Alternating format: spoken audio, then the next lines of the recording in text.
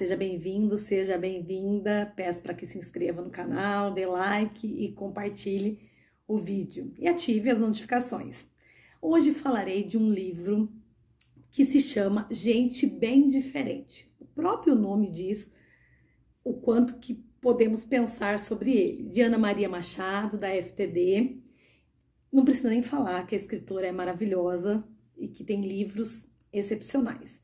E eu acredito que esse daqui é muito legal para trabalhar em sala de aula, para ler para as crianças, no geral, em casa, e dá para ir parando, fazendo as reflexões, pensando sobre a sociedade. Então, dá para ter uma discussão muito boa sobre ele. Rende muito assunto. A obra ela é narrada em primeira pessoa por dois narradores que se alternam, que são duas crianças, Andréia e Rodrigo. Para os dois, todos têm uma identidade secreta. Todas as pessoas têm. E a família deles também. Um é pirata, outro é gigante, gênio, fada, princesa, e assim eles vão construindo a narrativa.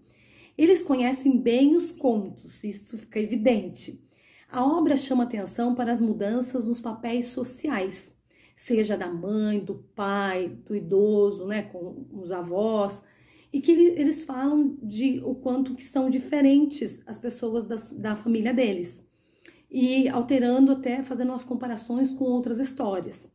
Então eles começam pelos avós, falando que os avós eram bem diferentes das histórias. Então a avó não tinha cabelo branco, não aparentava, não tinha cadeira de balanço, não usava óculos, só de vez em quando, então era bem diferente das outras histórias. E que é algo pra gente pensar, porque a visão que se tem de muitas histórias é que a avó é uma pessoa que fica em casa o tempo todo, que faz crochê ou tricô, que não tem outros compromissos, e nós sabemos que na sociedade atual é completamente diferente essa visão. E o que é legal é que a gente até se diverte com a história, porque tem um momento que um fala assim, mas a vovó não tem cabelo branco. Daí a outra criança fala assim, não, ela tem, mas ela tinge o cabelo. E quando eu contei pra minha filha, ela achou estranho, falou assim, não, mas a vovó tal não tem cabelo branco. Afirmando, sabe, porque ela nunca viu a avó com o cabelo pra colorir, por exemplo, um pouquinho de branco. Então, na cabecinha dela, não tinha mesmo cabelo branco. Então, é algo pra se falar, que conforme vai passando o tempo, o cabelo fica branco realmente, mas as pessoas tingem o cabelo, então depende de pessoa, não é, mas nem todas as avós ficam com o cabelo branco até o fim da vida, varia muito, tem pessoas que fazem essa opção, tem pessoas que não, ou seja, são diferentes. E a avó é super atuante, trabalha, cuida das flores, tem vários compromissos. O avô também é um homem bem-sucedido, trabalha num banco. E as crianças vão contando essa história e falando das características da família. E comparam a mãe com uma fada, uma outra pessoa com uma princesa, e assim vai construindo essa narrativa tão gostosa. Eu, como professora e como mãe, penso que a obra é muito rica para se trabalhar a empatia. A empatia é se colocar no lugar do outro, pensar como o outro está pensando, que muda muitas vezes a nossa visão. Então, eu já vi várias situações de adultos se comportarem de uma maneira muito intolerante. E não são pessoas maldosas, não são pessoas más. Mas, em vários momentos, acabam agindo de uma maneira que até não condiz com a pessoa. Fala assim, a pessoa não é ruim. Mas o que acontece? Por quê? Porque nós somos seres humanos e estamos sujeitos a erros. E muitas vezes, aquilo que a gente critica no outro, a gente faz também.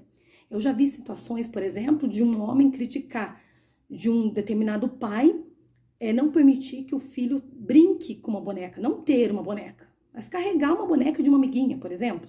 Achou um absurdo isso. Por que ser tão intolerante? Só que quando ele foi pai de menino, ele queria proibir situações absurdas, como, por exemplo, do menino brincar com uma banheira na hora do banho, por exemplo. Ou uma outra situação de não cantar uma determinada música porque a personagem da música era feminina. Não é maldade, muitas vezes, não acredito que seja, Mas falta essa empatia de se colocar no lugar do outro, de pensar assim, tô criticando alguém, mas eu tô fazendo igual de uma outra maneira, mas tô reproduzindo também. Então, são situações muito importantes são situações importantes para nós adultos pensarmos, já que somos os modelos para os nossos filhos, para os nossos alunos, e tentar sermos modelos positivos. Pensarmos, quando a gente falar de se colocar no lugar do outro, no lugar do irmãozinho, de um amiguinho, eles saberem que os pais também se colocam no lugar de outras pessoas, que o professor faz o mesmo. Tem pessoas que não conseguem, tem muita dificuldade para pensar como a outra pessoa pensa. Por exemplo, eu já vi comentários de uma pessoa criticar a cor que a outra gosta. A cor é pessoal. Eu posso gostar de azul e branco, por exemplo, a outra pessoa de roxo e lilás, e daí tudo bem. São cores diferentes. Eu não vou usar a cor que a pessoa gosta por uma questão de opção. Mas eu não vou criticá-la por ela gostar ou achar que ela é inferior por gostar de uma cor horrível. De forma alguma. Política é a mesma coisa. Se eu defendo um determinado partido, um determinado candidato, eu não vou criticar o outro ou menosprezar a outra pessoa por conta disso. Então, se colocar no lugar do outro é muito importante na sociedade que nós vivemos, principalmente pensando que nós somos modelos para gerações futuras. Então, se a sociedade como um todo tivesse isso como prioridade, no geral todo mundo, a nossa vida seria bem melhor. De pensar que muitas vezes a gente faz algo pensando que talvez não faríamos, mas vamos pensar, se fosse comigo, como que seria? Eu gostaria de ser desprezado ou desprezada? Já aconteceu situação comigo, de, por exemplo, durante muito tempo eu percebi que durante algumas conversas uma pessoa me excluía, não citava meu nome, não olhava para mim e tal. Chegou um dia que eu estava tão cansada daquela situação que eu fiz isso, que eu me senti muito mal por fazer, porque não era do meu feitio. E daí, na hora, uma outra pessoa percebeu e falou, viu, o que é isso? Você tá fazendo tal coisa. Eu falei, viu, mas isso eu enfrento há tantos anos. E agora, quando inverteu, que foi percebida a situação.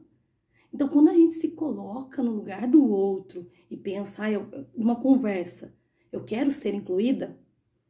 Por exemplo, o meu caso, eu tenho o costume de sempre fazer isso. Quando estou conversando, por exemplo, com 3 colegas, 4, eu faço questão de olhar para todas, muitas vezes citar o nome de uma ou de outra, para nenhuma se sentir excluída, para elas perceberem, por mais que eu tenha mais afinidade com uma, naquela conversa, eu estou me relacionando com ela também, porque eu me senti mal quando fizeram isso para mim. Então, eu não faço isso para o outro. Isso é empatia. Não sou perfeita, não quero dizer isso de forma alguma, mas com o tempo você vai trabalhando essas questões para ser uma pessoa melhor.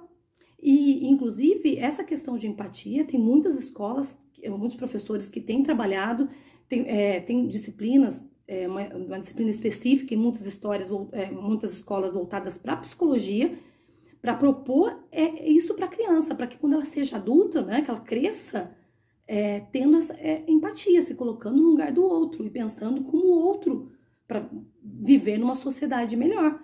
Então, nós professores, nós pais, nós parentes de alguma criança, temos esse compromisso de construir uma sociedade melhor. Não perfeita, como eu já até comentei em outros vídeos. Ninguém está falando de perfeição, mas estamos falando de uma sociedade melhor. Eu separei alguns outros livros, eu não li os outros, tá? Mas fica como sugestão para leitura, ou mesmo para algum professor adotar, livros relacionados a esse tema, Como é Duro Ser Diferente, Tudo Bem Ser Diferente, é um outro título, Ninguém é Igual a Ninguém. Outro, Tem Sempre um Diferente. Outro livro, Ser Diferente é Legal.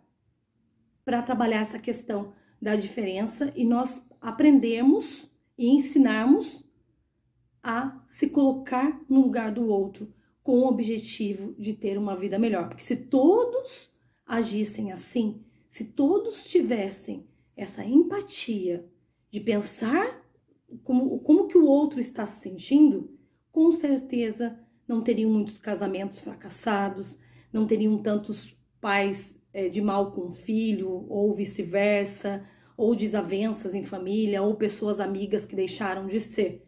Porque muitas vezes o que falta é isso, é se colocar no lugar do outro para pensar como que a pessoa se sente e daí buscar, quem sabe, juntos, uma solução para aquele problema. Mas não ignorar e tratar uma outra pessoa de uma forma indiferente por conta dela não ter as mesmas opiniões que a outra. Fica como sugestão. Até o próximo vídeo. Tchau!